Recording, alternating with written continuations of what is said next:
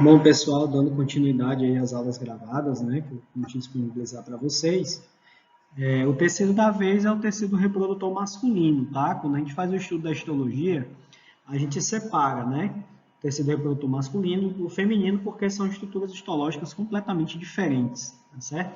Então, a primeira coisa que a gente tem que entender do tecido reprodutor, independente de ser masculino ou feminino, o que pega, né, o que é mais complexo e o que é mais importante a gente estudar nesse momento, é justamente a sequência de formação das células germinativas, né? Que a gente chama os famosos gametas. Então, como é que o órgão que é produtor dessas células, que é chamado de gônada, né, vai modificando e especializando essas células para que elas se tornem os gametas, né? No caso do reprodutor masculino é o espermatozoide e da fêmea, tá? Então, na nossa aula de hoje, a gente vai fazer uma breve introdução, vamos falar dos testículos, que são as gônadas masculinas, né? Onde as células germinativas são produzidas.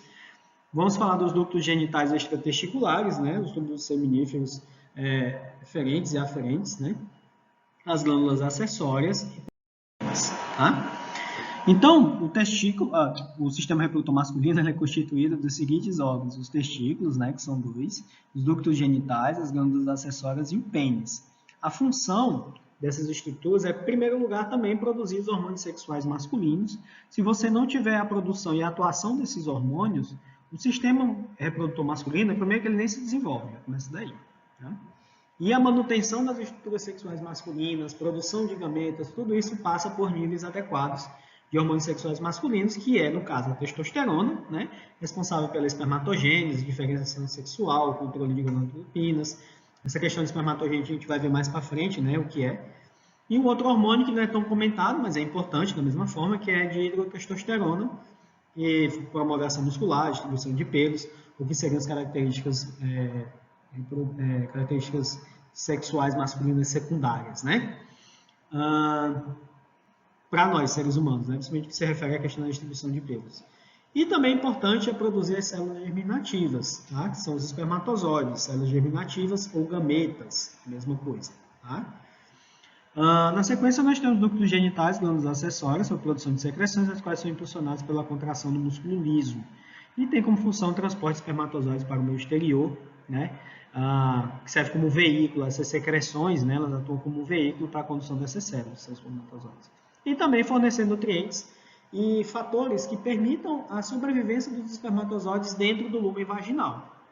A gente precisa entender que a partir do momento que o espermatozoide ele entra na vagina, ele é considerado uma célula invasora. Então, o sistema imunológico da fêmea vai agir para tentar destruir esse espermatozoide, como se ele fosse uma bactéria, um vírus, um protozoário, enfim. E isso faz parte também, né, dessa lógica extremamente perfeita, né, da evolução da natureza, o que se caracterizaria em algum nível a seleção, né, dos espermatozoides mais aptos, mais fortes, mais resistentes. Esses é que vão chegar. Aqueles que são mais fracos, mais débeis, serão destruídos pelo sistema imunológico da fêmea, né? Então, quando você tem a associação dos espermatozoides mais a secreção dos ductos genitais e das glândulas acessórias, no caso a próstata, você vai ter o que nós chamamos de sêmen, tá certo? Sêmen é do latim, significa semente. E esperma também significa semente, só que no grego, tá certo? Então, você usar sêmen ou esperma é a mesma coisa, é só uma questão mesmo de etiologia, de linguagem, né? Bom, os testículos eles são formados, né, por uma cápsula de tecido conjuntivo denso chamado túnica albugínea e a qual é espessada na superfície dorsal, que nós chamamos de mediastino. Partindo dessa cápsula, nós temos o pronunciamento de septos fibrosos que vão se penetrando dentro do parênquima testicular, né, dividindo essa estrutura em lóbulos testiculares, tá?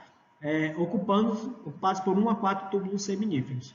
Os túbulos seminíferos, por sua vez, é essa confluência de túbulos onde as células germinativas vão ser produzidas e maturadas. Tá? São constituídos de tecido conjuntivo frouxo, associado a vasos sanguíneos e linfáticos, mais nervos, né? Células intersticiais, também chamadas de células de Leydig, que vão promover a secreção de andrógenos, bem como a produção de espermatozoides. Por fora também da cápsula você tem uma túnica vaginal, que origina do peritônio no momento da migração para a bolsa escrotal, a camada parietal exterior, mais uma camada visceral interna, e por fim você tem a bolsa escrotal, Estamos falando, obviamente, das estruturas histológicas de dentro para fora, né? Então, a bolsa escrotal ela faz a manutenção dos testículos na temperatura abaixo da intra-abdominal. Então, se nós fôssemos fazer uma castração, né, do macho, a primeira camada que você secciona é a bolsa escrotal, na sequência a túnica vaginal, na sequência viria, né, a cápsula do testículo, caso você fosse seccionar o testículo, tá? Engraçado que a bolsa escrotal ela tem essa função da manutenção da temperatura, né?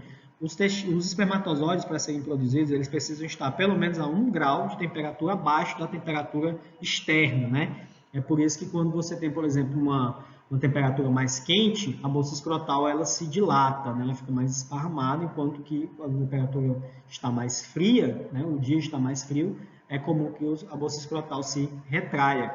Isso é feito com auxílio de uma musculatura chamada músculo cremaster. Bom, aqui nós temos uma representação geral do que seria a estrutura reprodutiva masculina, né? Então, você tem aqui o testículo, né, com as suas camadas, ou os septos fibrosos, que partem da cápsula.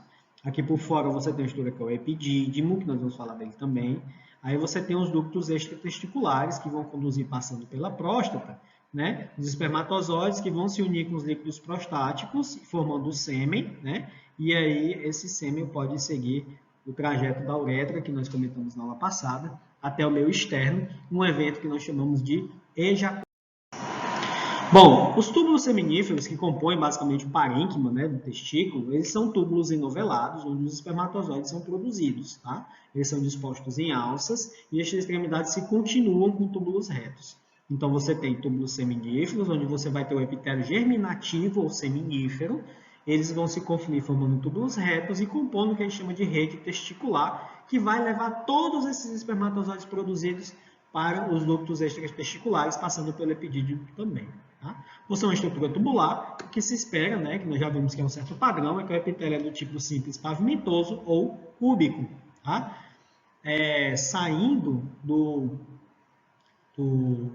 testículo, né, você tem os ductos eferentes, e aí você vai passar pelos ductos epididimários, que vai formar o epidídimo, né? O epidídimo é essa estrutura que parece uma espécie de capuz que fica em cima do testículo, que serve para armazenar temporariamente os espermatozoides maduros, tá? No epitélio seminífero, nós vamos ter células de Sertoli, né?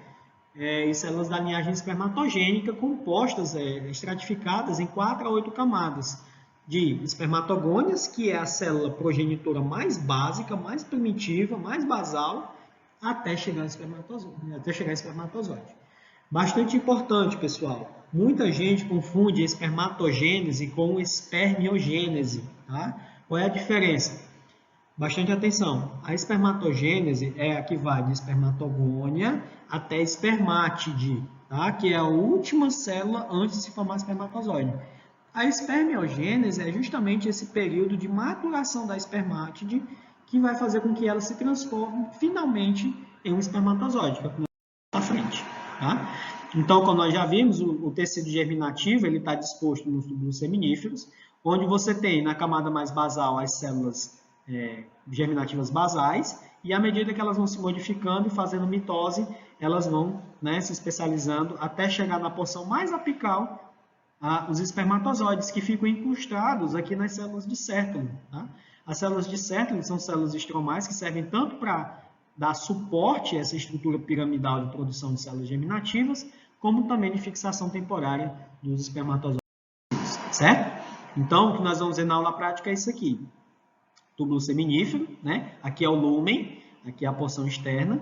Então, você vai ter espermatogônias na região mais basal, e à medida que elas vão se diferenciando, se modificando, elas vão se apresentando mais na região apical. Mais próximo ao lúmen, nós vamos ter os espermatozoides. Nem sempre é fácil você ver os espermatozoides, porque muitas vezes eles acabam se perdendo no processo processo histológico, né? Mas se a gente conseguir ver na aula prática e tirar boas fotos, então, vamos falar de espermatogênese. As primeiras células que nós temos são as espermatogônias, que são células pequenas, são células fonte, células basais, células pouco diferenciadas, e estão situadas próximas ao epitélio germinativo, né, no estrato mais basal, mais profundo. Quando o indivíduo chega na puberdade, você tem um processo contínuo de divisões mitóticas e sucessivas gerações de células. o que vai levar à produção de novas células-tronco, né, que chamaria de espermatogônia A. Essa diferenciação de espermatogônia A, que é o segmento do processo, leva à formação da espermatogônia tipo B. Essas, por sua vez, vão fazer mitoses com separação incompleta, formando os espermatócitos primários. Os espermatócitos primários são as maiores células da linhagem germinativa, tá? Elas possuem 46 cromossomos, o dobro da quantidade de DNA de uma célula diploide. No primeiro momento, você tem a primeira divisão meiótica, que é a separação dos cromossomos homólogos, e a divisão dos espermatócitos secundários, tá? Então, você já vai começar a ter a divisão. Lembre-se que as células germinativas, elas contêm apenas metade da quantidade de uma célula haploide. Desculpe, de uma célula diploide. Então, seria uma célula haploide, né? E aí, depois da primeira divisão meiótica, você tem uma segunda divisão meiótica que é conservativa, né? E aí você tem, então, a formação das espermátides, certo? Então, para ficar mais fácil da gente ver, a espermatogônia faz mitose, né? Formando aí colônias de espermatogônias do tipo A, depois do tipo B. Essas vão se diferenciar formando espermatócitos primários na primeira divisão meiótica, espermatócitos secundários na segunda divisão meiótica, e aí você vai ter a formação das espermátides. As espermátides, através do processo da espermiogênese, vão apenas se diferenciar, se especializar, formando espermatozoides e liberando essas estruturas, que é o refúgio, né? Que não vai ser utilizado na célula, os chamados corpos. Então, a espermiogênese ela é a fase final da produção dos espermatozoides, tá? É a conversão das espermátides em espermatozoides, um processo de alta especialização. Como características citológicas das espermátides, nós temos são células de pequeno tamanho, núcleos com quantidade crescente de cromatina condensada de formas variadas, posição perto do lúmen dos túbulos seminíferos. Então, você já está no estrato bem apical, né? Porque depois das espermátides, você vai ter só os espermatozoides. Então, quais seriam as modificações celulares que nós observamos na espermiogênese? A formação de uma estrutura chamada acrossomo, que é a cabeça do espermatozoide, a condensação e o alongamento do núcleo, né, acompanhando o formato da célula, o desenvolvimento do flagelo, que é uma estrutura de locomoção única que, através de batimentos, faz com que a célula se desloque, e a perda da maior parte do citoplasma. Ora, se a célula é uma célula germinativa, a principal estrutura que é necessária é o núcleo, talvez seguido das mitocôndrias, que precisam gerar energia para o batimento do flagelo. As demais organelas, complexo de Golgi, retículo endoplasmático, tudo isso vai ser refugado com parte da membrana, né, para formar o tal do corpo residual. A célula fica uma célula mais esbelta, mais aerodinâmica, né, mais leve e que pode se locomover com uma mobilidade. Bom, na espermiogênese, o que é que nós temos? As etapas do complexo de Golgi. O citoplasma das espermátides contém um complexo de Golgi bem desenvolvido, que é representado por um acúmulo de grânulos pais positivos, né, grânulos proacrossômicos, no complexo de Golgi. Acontece a fusão desses grânulos para formar um único grânulo acrossômico, chamado vesículo acrossômico, e a migração dos centríolos para perto da superfície da célula. Tá? Então, esses centríolos, que são essas estruturas que vai compor os microtúbulos, né, o citoesqueleto, eles vão se unir para formar o axonema, que é a base do flagelo. Tá? Na etapa do acrossomo, nós observamos a vesícula e o grânulo acrossomo que vai se estendendo, né, sobre a metade anterior do núcleo, formando aquela estrutura que nós chamamos de capuz acrossômico, né, em formato de seta, a cabeça do espermatozoide. Ali vão se concentrar enzimas hidrolíticas, como hialuronidase, neuraminidase, fosfatase ácida e proteases. Essas enzimas, vocês já sabem, elas vão ser utilizadas para romper a parede do óvulo, né? Então, a penetração do espermatozoide no óvulo se dá justamente pela degradação da zona pelúcida do óvulo, né? Da camada mais externa, e é uma ação enzimática, né? Crescimento do flagelo a partir dos centríolos, condensação das mitocôndrias ao redor do flagelo, que seria a peça intermediária. Núcleo das espermátides se torna mais alongado e condensado, voltando-se para a base do túbulo seminífero. Por fim, a projeção do flagelo para o lúmen. Tá? Então, o espermatozoide ele fica de cabeça para baixo, incrustado nas células de Sétera. Né? Então, você tem a transformação, né, que é um diagrama mostrando como é que as espermátides vão se modificando até formar o espermatozoide, né, e o corpo residual, que é o que o espermatozoide não vai mais precisar, é o excesso, né, ou a gordura, vamos assim dizer, que ele não vai precisar e precisa. Tá? Nós temos a etapa de maturação, que é aquela onde você tem o desprendimento de grande parte do citoplasma das espermátides, que seriam os corpos residuais, Fagocitose dos corpos residuais pelas células de Sertoli. Então, as células de Sertoli, além de ter essa questão estrutural de fixação do espermatozoide, também tem um efeito similar à célula fagocítica, né? O macrófago, por exemplo. A liberação dos espermatozoides liberados no lumen do túbulo e o transporte dos espermatozoides para o epidídimo, associado ao fluido testicular, associado a esteroides, proteínas, íons e proteínas ligantes de andrógeno que transportam a testosterona, tá? Vamos falar um pouquinho das células, mais especificamente. Você tem as células de Sertoli, que são elementos essenciais para a produção de espermatozoides. São células piramidais, superfície basal aderida à lâmina basal dos túbulos e extremidades apicais que estão no lumen dos túbulos. São células que possuem núcleos claros, frequentemente angulosos ou triangulares e comumente contêm núcleo, citoplasma conspícuo, ou seja, de limites mal definidos. Você possui estruturas chamadas de recessos, que são reentrâncias da célula de Sertoli, onde as células da linhagem espermatogênica se alojam, né? Na verdade, elas têm um aspecto mais de incrustado, como uma pedra preciosa, né, que está incrustada na rocha.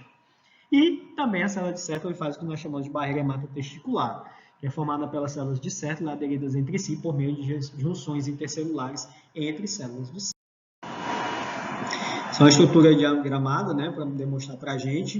Então, você tem a célula de Sertoli, aqui os recessos, né, onde as células da linhagem espermatogênica estão incrustadas, e o processo de diferenciação segue esse sentido base-ápice, né, a polarização base-ápice da célula de Sertoli, tá bom? E aqui, na célula de Sertoli, você vai ter a barreira hematotesticular, tá, que regula, né, a passagem de substâncias vaso, célula de Sertoli. Então, nós poderíamos colocar como funções das células de Sertoli o suporte, proteção e suprimento nutricional dos espermatozoides em desenvolvimento, os quais ficam apoiados fisicamente por reentrâncias do citoplasma, que nós chamamos de recessos, tá? Também tem como função a proteção contra desafios imunológicos. Uma outra função que essas células têm é a fagocitose dos corpos residuais, e também a secreção. Secreção de quê? De líquidos, né, que vão estar contidos no túbulo seminífero de fluido, para promover o transporte dos espermatozoides, ainda dentro do ambiente intratesticular. Secreção de proteína ligante de andrógeno, que concentra a testosterona nos túbulos seminíferos, favorecendo a espermatogênese, e a secreção da inibina, tá, que é um supressor da síntese e liberação de FSH na hipófise. O que mais? Nós temos produção de hormônio antimilleriano, que vai fazer a regressão dos ductos de Miller, consequentemente regredindo as estruturas que seriam o sistema reprodutor feminino e favorecendo o desenvolvimento dos ductos de Wolff, né, que são aqueles que vão formar as estruturas reprodutivas masculinas, tá certo? Também promover a barreira hematotesticular, que é a presença de capilares fenestrados, e, enfim, você tem aquela barreira, aquele intermédio que é feito pelas células de Sertoli das substâncias que passam de um lado ao outro. Fatores que influenciam a espermatogênese. Vamos lá, hormônios, importância do controle da espermatogênese, a qual depende do FSH e do LH. O FSH age nas células de Sertoli, promovendo síntese e secreção de proteína ligante andrógeno, que é aquela que ajuda, né, a manter a concentração de testosterona. O LH age nas células intersticiais, estimulando a produção da própria testosterona. E é interessante depois a gente fazer um comparativo, né, sobre a ação do FSH e do LH no macho e na fêmea. Na próxima aula, quando a gente for falar de sistema reprodutor feminino, vocês já vão estar aptos de fazer essa análise comparativa, tá? Das ações do FSH e do LH sobre o sistema reprodutor masculino e feminino.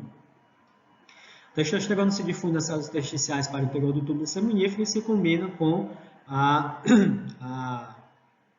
secreção, a proteína ligante andrógeno, né, que é a ABP. Um outro fator que influencia a espermatogênese é a temperatura. Como nós já falamos, a espermatogênese só acontece, né, quando a temperatura testicular está pelo menos 1 grau abaixo da temperatura do corpo, isto é, 1 grau mais frio, né? Você tem também associado a bolsa escrotal, chamado plexo pampiniforme, que é uma confluência de vasos que envolve as artérias dos testículos, que facilita, quando há necessidade, dessa troca de calor, tá? Como se fosse uma espécie de radiador do testículo. Quem entender a referência aí de carro, né, vai entender então qual é a função desse plexo pampiniforme aí. Você tem a contração de músculos cremastéricos, né? Então, o cremaster, que é essa musculatura que envolve aí internamente a bolsa escrotal, elevando ou abaixando, expandindo, né, a bolsa escrotal, independência da temperatura. Mais que nós temos. Outros fatores, desnutrição, alcoolismo, substâncias que levam à alteração das espermatogônias, por exemplo, raio-x, também podem influenciar negativamente na produção de espermatozoides. Então, você gosta de uma cachaça aí, de vez em quando, cuidado para não ficar infértil, viu? No tecido intersticial, nós temos importante para a nutrição de células dos túbulos seminíferos, transporte de hormônios e produção de andrógenos. É preenchido com tecido conjuntivo, nervos, vasos sanguíneos e linfáticos. Também fibroblastos, células conjuntivas diferenciadas, mastócitos e macrófagos. As células de Leydig, né, que são células estromais, são células arredondadas poligonais de núcleo central citoplasma eosinofílico rico e pequenas gotículas de lipídios, tá? Essas células de Leydig, elas vão utilizar essas gotículas de lipídio para converter, né, em hormônio esteroidal, né, que no caso é a testosterona, a qual por sua vez é estimulada pela ação. Os ductos intratesticulares, que conduzem espermatozoides e os fluidos, né, se organizam em túbulos retos, rede testicular e ductos eferentes, que estão ausentes, onde há a ausência de células da linhagem espermatogênica. Elas só vão ser encontradas nos ductos seminíferos, né, nos túbulos seminíferos. O segmento inicial é formado somente por células de sétimo, seguido por um segmento principal, revestido por epitélio de células cuboides apoiadas em envoltura de tecido conjuntivo denso. Os ductos eferentes, por sua vez, são formados por grupos de células epiteliais cuboides ciliadas e não ciliadas, as quais atuam na formação do fluxo que conduz o espermatozoide. Então, aqui mais uma vez para mostrar, isso aqui nós vamos ver na aula prática, né? As estruturas são os túbulos seminíferos, aí as células germinativas, os espermatozoides, a gente consegue bem facilmente, tá bom? Na sequência dos ductos genitais extratesticulares, nós temos o ducto epididimário, que está presente lá no epidídimo, né, no corpo e na cauda do epidídimo, associado a tecido conjuntivo e vasos sanguíneos. O epitélio colunar pseudoestratificado, composto de células basais arredondadas e células colunares, as quais apresentam microvírus ramificados, estereocílios, que vão auxiliar na locomoção do fluido produzido também nessa região epididimária, tá?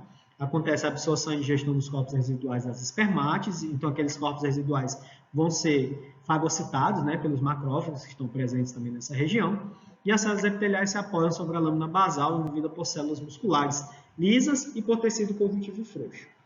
No ducto deferente, que é a sequência, você tem um lume estreito, mas uma espessa camada de músculo liso, a mucosa forma dobras longitudinais sobre si mesmo, o epitélio colunar é do tipo pseudoestratificado associado a estereocílios, e a lâmina própria da mucosa está associada ao tecido conjuntivo rico em fibras elásticas. A muscular, nas camadas internas e externas longitudinais, você tem na muscular, né, camadas internas e externas longitudinais associadas a uma camada intermediária circular. Tá? Uma observação, o músculo liso sofre fortes contrações peristálticas que participam da expulsão do sêmen, ejaculação. O ducto deferente faz parte do cordão espermático, né, que é justamente aquele que você faz o ligamento, né, para fazer a castração. Na espécie humana é chamada vasectomia, né? Então, o que é esse cordão espermático? Ele é composto de uma artéria testicular, o plexo pampiniforme e os nervos. A região da ampola é uma região de dilatação do ducto deferente, antes de entrar na próstata, onde você tem um epitélio mais espesso e preguiado, e na porção final da ampola desembocam as vesículas seminais. A penetração do ducto deferente na próstata, né, faz com que os espermatozoides com esses líquidos epididimários se combinem com os líquidos prostáticos e aí você vai ter a formação, então, do sêmen. Partindo da próstata, nós não temos mais ductos, já é o caminho comum da uretra, prostática, no caso, né? E aí, o uretra segue adiante até o meio externo. A questão histológica da uretra nós já vimos na aula passada de sistema urinário, então nós não vamos nos repetir, tá certo? Como glândulas acessórias, nós temos vesículas seminais, próstata e glândulas bulbouretrais, tá? São produtoras de secreções essenciais para a função reprodutiva. Nas vesículas seminais, nós observamos mucosa preareada e forrada com epitélio cuboide ou pseudoestratificado colunar. As células epiteliais são ricas em grânulos de secreção. A lâmina própria é rica em fibras elásticas envolvida por espessa camada de músculo liso, cuja função é a produção de secreção amarelada, tá? Então, o que se compõe aí as vesículas seminais? O líquido, a secreção das vesículas seminais. Frutose, que é o açúcar que os espermatozoides vão utilizar para se nutrir, né? Citrato, inositol, prostaglandinas e proteínas. A próstata, por sua vez, é envolvida por uma cápsula fibroelástica rica em músculo liso, tá? Ela é dividida em lóbulos, composta por 30 a 50 glândulas tubuloalveolares ramificadas, que é um epitélio cuboide alto ou pseudoestratificado colunar, que envolve uma porção da uretra, que é a uretra prostática. Tá? Nós podemos dividir a próstata em três zonas. Tá? Uma zona central, que corresponde a cerca de 25% do volume da glândula, uma zona de transição e uma zona mais periférica, que é composta por cerca de 5% da glândula. Nós temos as glândulas bulbouretrais, né, que são aquelas que ficam situadas ali próximo à base do pênis, né, também chamadas glândulas de Cowper. Elas são localizadas na uretra membranosa, nas quais lançam sua secreção. As glândulas tubuloalveolares são revestidas por epitélio cúbico simples secretor de muco, e as células musculares, esqueléticas e lisas são encontradas nos septos, que dividem a glândula em lóbulos. Tá? O muco secretado é claro e lubrificante. No pênis, você tem uma uretra que é envolvida por 3 corpos cilíndricos de tecido erétil, associada à pele, né, que é o prepúcio. Né? Então, em relação aos corpos cilíndricos de tecido erétil, você vai ter 2 cilindros, corpos cavernosos do pênis na porção dorsal e um cilindro na porção ventral. Esses cilindros, como nós já dissemos, eles envolvem a uretra e uma vez que eles são preenchidos por sangue, eles promovem a ereção. Esses cilindros são envolvidos por uma camada resistente de tecido conjuntivo denso e grande quantidade de espaços venosos separados por trabéculas. Tá? A dilatação na extremidade distal é chamada de glande, que é a cabeça, né, do pênis. A uretra peniana ela é constituída por epitélio pseudoestratificado colunar e segue todo o caminho por dentro do pênis. A glande ela é formada por epitélio estratificado pavimentoso. E você possui também ao longo da uretra peniana as chamadas glândulas de Littré, que nós inclusive falamos na aula passada, né, no sistema urinário, que são aquelas glândulas secretoras de muco. O prepúcio é uma dobra retrátil da pele, que tem a função de recobrir e proteger a glande. Tá? Ela contém tecido conjuntivo com músculo liso em seu interior. E também associada à glande, você tem glândulas sebáceas, que são encontradas na loba interna e na pele que cobre a glande. Essas glândulas sebáceas, elas produzem uma secreção, que é o esmegma, né? Essa secreção ela possui uma função protetiva, mas ela precisa ser removida eventualmente para que não cause infecções, enfim, no animal. Então aqui é um corte transversal, né, do pênis, onde você observa a uretra, tá, peniana, o cilindro ventral e os 2 cilindros dorsais, tá certo? Para a gente concluir, a ereção é um processo hemodinâmico controlado por impulsos nervosos sobre o músculo liso das artérias do pênis e sobre o músculo liso das trabéculas que cercam os espaços vasculares dos corpos cavernosos. Você tem impulsos vasodilatadores do parasimpático que causam relaxamento da musculatura dos vasos penianos e do músculo liso dos corpos cavernosos. Essa vasodilatação também se associa a uma inibição da vasoconstrição simpática, tá? Então a gente sempre tem esse antagonismo, né, entre o sistema parasimpático e o simpático. A abertura das artérias penianas dos espaços cavernosos promove um aumento do fluxo sanguíneo e aí você tem a ereção a contento. Após a cópula, né, o ápice da cópula é a ejaculação e o orgasmo, onde você tem a liberação do sêmen, né, ou do esperma para o meio externo, no caso para dentro do ambiente intravaginal. Né? Depois que acontece o orgasmo, a atividade parasimpática é reduzida e o pênis volta ao seu estado flácido. Ok? Pessoal, o que nós tínhamos para falar de histologia do sistema reprodutor masculino era isso. Vou colocar essa aula também associada mais uma vez com a sua lista de exercício. Faça um estudo comparado dessa gravação com a lista de exercício e com a leitura do Junqueira, certo? Obrigado e até a próxima.